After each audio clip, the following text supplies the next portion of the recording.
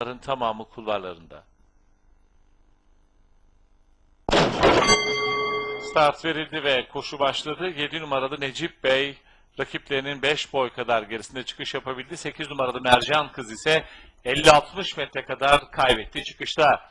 12 numaralı Atrakta koşuya en hızlı başlayan isim. Farkı bir boya kadar çıkarmayı başardı ama içinden 5 numaralı Beyyahan atak yaptı. 12 numaralı Atrakta ona numarayı vermemeye çalışıyor. Farkı yeniden yarım boya. Şimdi bir boya kadar çıkardı. 1600 metre start yeri geçildi. 5 numaralı Beyyahan ikincilikte. O yine liderlikte ısrarlı, onların 1,5 boy kadar gerisinde dış kulvarda Atlantic Storm.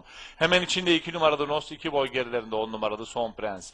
2 boy gerisinde 4 numaralı Savage Cat, 3 boy geride 3 numaralı Saboteur, onun 1,5 boy gerisinde 1 numaralı Quick Shot, onların 2 boy kadar gerisinde.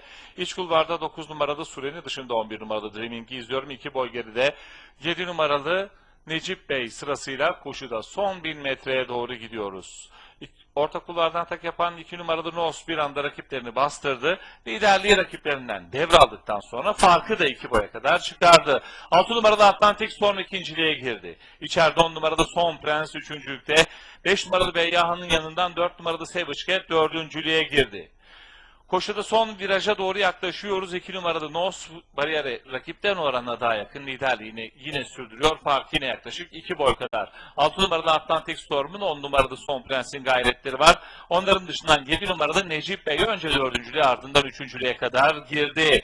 2 numaralı Nos düzlüğü önde çıktı. 6 numaralı Atlantic Storm onun aradaki farkı kapattı. Onun da dışından 7 numaralı Necip Bey atak yaptı. Bariyer dibine yakın 9 numaralı Süren'in gayretlerini izliyorum. En dış kulvardan Dreaming'le birlikte koşuda son 200 metreye doğru yaklaşıyoruz. En dış kulvardan 11 numaralı Dreaming geliyor.